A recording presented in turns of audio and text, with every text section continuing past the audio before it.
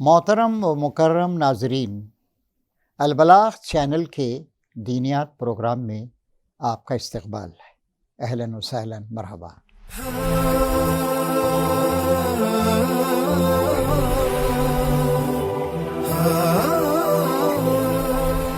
اللہ تعالیٰ نے قرآن مجید میں جہاں پر رمضان کا ذکر کیا ہے، اس سے متصل ہی یہ بھی ذکر کیا ہے۔ ایک آیت آتی ہے، اعوذ باللہ من الشیطان الرجیم، بسم اللہ الرحمن الرحیم، وَإِذَا سَأَلَكَ عِبَادِي أَنِّي فَإِنِّي قَرِيبٌ أُجِيبُ دَعْوَةَ الدَّاعِ إِذَا دَعَانِ فَلْيَسْتَجِیبُوا لِی وَلْیُؤْمِنُوا بِی لَعَلَّهُمْ يَرْشُدُونَ۔ فرما رہا ہے اللہ تبارک و تعالیٰ، اور جب میرے بندے میرے بارے میں تم سے پوچھیں تو اے نبی انہیں بتا دو، انی قریب، میں بہت قریب ہوں۔ پکارنے والا جب پکارتا ہے تو میں اس کی پکار کو سنتا ہوں اور جواب دیتا ہوں۔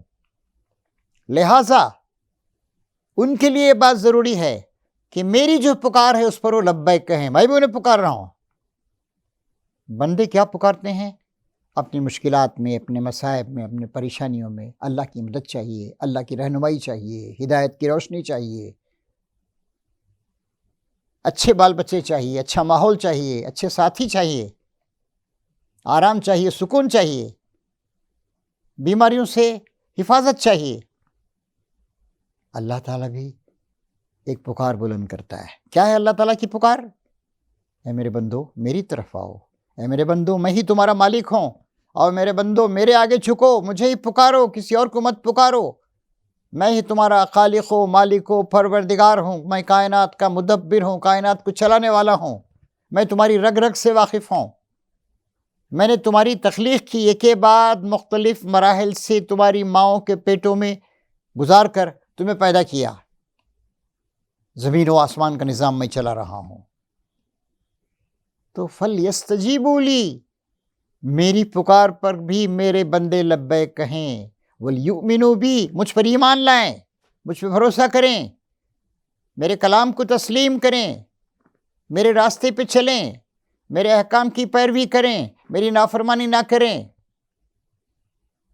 پھر نبی کریم صلی اللہ علیہ وسلم سے، جن کو اللہ نے ہمارا رہنما اور اپنی طرف سے نمائندہ اور ایمبیسڈر، سفیر بنا کر بھیجا تھا، پیغمبر، پیغام لانے والا، رسول، میسنجر، میسیج پہنچانے والا، رہنمائی کرنے والا، تربیت کرنے والا، ہمارا تزکیہ کرنے والا، ہمیں ٹرین کرنے والا، زندگی کے مختلف راہوں پر ہماری رہنمائی قیامت تک کرنے والے نبی کریم صلی اللہ علیہ وسلم، ان سے کہا جا رہا ہے بتا دو اے نبی میرے بندوں کو،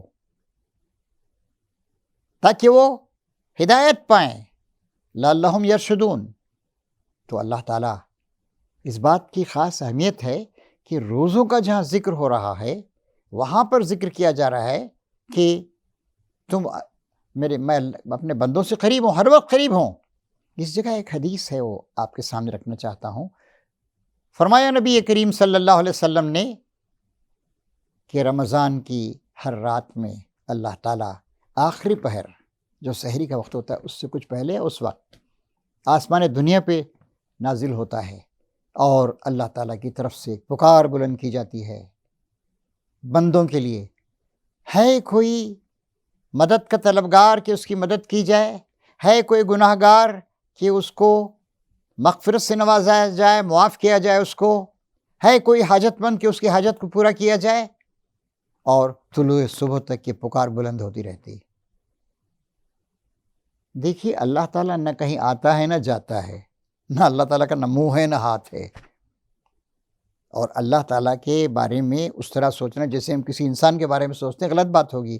لیکن ہمیں سمجھانے کے لیے کہا جا رہا ہے ان رحمت اللہ قریب من المحسنین، اللہ تعالیٰ کی رحمت ہر وقت اچھے کام کرنے والوں کے ساتھ ہے۔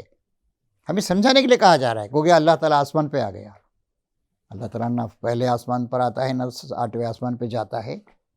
ہمیں سمجھانے کے لیے ایک بات کہی جائے، اللہ کے تخت وسیع کرسیہ السماوات والارض، اس کی کرسی نے آسمان و زمین کو اپنے احاطے میں لے رکھا ہے۔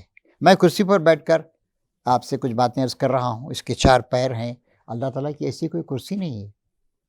کرسی جو ہے وہ اقتدار کی علامت، جیسے کرسی کی لڑائی ہو رہی ہے کہتے ہیں ہم سیاست میں، یعنی اقتدار کے لیے کشمکش ہو رہی ہے، تو اللہ تعالیٰ کی کرسی ہے، اللہ تعالیٰ کنٹرول کر رہا ہے، اس کی صفت کی طرف اشارہ کیا جا رہا ہے ایک محسوس انداز میں. تو اللہ تعالیٰ کی طرف سے پکار بلند ہوتی ہے. اللہ تعالیٰ ہر وقت قریب ہے، لیکن کچھ ایسے لمحات اور کچھ ایسے خاص اوقات ہوتے ہیں جب آدمی اللہ تعالیٰ سے قریب ہو سکتا ہے. مثلاً آپ دن بھر روزہ رکھتے ہیں، تھکتے ہیں، مشقت برداشت کرتے ہیں، رات کو طویل طویل رکعتوں میں تراویح پڑھتے ہیں، اللہ کا کلام سنتے ہیں، اللہ کے کلام کو سمجھنے کی کوشش کرتے ہیں، اور رات کو جب تھوڑا سا وقت ہوتا ہے، سحری کا وقت نکلا جا رہا ہے، اس وقت آپ اللہ تعالیٰ سے کے آگے جھکتے ہیں، اس کو پکارتے ہیں، نماز پڑھتے ہیں، اور پھر اپنا دامن اس کے آگے پھیلا دیتے ہیں اور اللہ سے دعا کرتے ہیں. تو اس وقت دعا کرنا وہ اللہ تعالیٰ ہم سے بہت زیادہ اس وقت قریب ہوتا ہے، اور دعائیں اس وقت قبول ہوتی ہیں. اسی طریقے سے یہ بھی الفاظ آتے ہیں حدیث میں، ہر رات آخری پہر اللہ تعالیٰ کی طرف سے پکار بلند ہوتی ہے. تو دعا کا بڑا اچھا وہ موقع ہے، اس وقت ہمیں دعا کرنی چاہیے، اور دعائیں ضرور مفید ثابت ہوتی ہیں، دعائیں رد نہیں کی جاتی ہیں. جو آپ دعا مانگتے ہیں یا تو اللہ تعالیٰ اپنی رحمت سے اس دعا کو پورا کر دیتا ہے، وہ چیز آپ کو دے دیتا ہے، یا اللہ تعالیٰ اس سے کوئی بہتر چیز آپ کو عطا کرتا ہے، یا اللہ تعالیٰ آپ پہ آنے والی کسی مصیبت کو ٹال دیتا ہے، یا اللہ تعالیٰ اگر اپنی مصلحتوں کی وجہ سے آپ کی اس دعا کو پورا نہیں کرنا چاہتا، اس کو اللہ تعالیٰ اپنے پاس محفوظ کر لیتا ہے، ریزرو کر لیتا ہے. آخرت میں اس کا اللہ تعالیٰ بدلہ دے گا، آپ کو تلافی ہو جائے گی اس کی. اور آپ اس وقت کہیں گے اللہ یہ کس چیز کا بدلہ مل رہا ہے؟ اللہ تعالیٰ کہے گا کہ اپنی مصلحتوں کی وجہ سے تیری بہت ساری دعاؤں کو ہم نے قبول نہیں کیا تھا، آخرت کے لیے پریزرو کر لیا تھا، محفوظ کر لیا تھا، آج ہم آخرت میں اس کو بدلہ دے رہے ہیں. تو دعا لازماً اللہ تعالیٰ سے مانگنی چاہیے، اور اللہ تعالیٰ نے کہا ہے کہ جو دعا نہیں مانگتے اللہ تعالیٰ ان سے ناراض ہوتا ہے. نبی کریم صلی اللہ علیہ وسلم نے ایک اور جگہ ارشاد فرمایا کہ تمہارے جوتے کا تسمہ یعنی اس کے لیس ٹوٹ گیا تب بھی اللہ تعالیٰ سے مانگو. تو ہر چیز میں اللہ تعالیٰ کو مانگا جائے، اور ہمیں اپنے اندر صفت پیدا کرنی چاہیے کہ ہر وقت. چنانچہ دیکھیے نبی کریم صلی اللہ علیہ وسلم نے تقریباً 500 دعائیں ہمیں سکھائی ہیں. کھانے کی دعا، کھانے کے بعد کی دعا،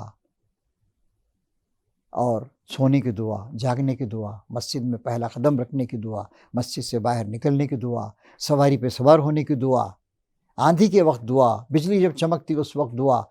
قرآن شریف میں انبیاء کرام کی دعائیں ہیں. نمبر 2، قرآن شریف میں اللہ تعالیٰ کی سکھائی ہوئی دعائیں ہیں. نمبر 3، مومنوں کی دعا کہہ کر اللہ تعالیٰ نے ہر طرح کی دعائیں ہیں. اور ان ایڈیشن ٹو دیٹ نبی کریم صلی اللہ علیہ وسلم کی سکھائی ہوئی زندگی کے تمام مواقع کی دعا، ان دعاؤں کا رمضان میں اور عام دنوں میں بھی اہتمام کرنے کی کوشش کیجیے اور دعا مانگیے، اور اللہ تعالیٰ سے یقین رکھیے کہ اللہ تعالیٰ آپ کی مصیبتوں کو دور کرے گا، آپ کی پریشانیوں کو دور کرے گا، آپ کو روحانی لحاظ سے، آپ کو نفسیاتی لحاظ سے، آپ کو جسمانی لحاظ سے ہر طرح کی مصیبتوں سے بچائے گا. تو اس رمضان کے مہینے کو دن بھر رات بھر، اور دعاؤں کی بہت ساری کتابیں ہیں جی، ان سے فائدہ اٹھائیے. اور ضروری نہیں کہ آپ عربی میں ہی دعا کریں.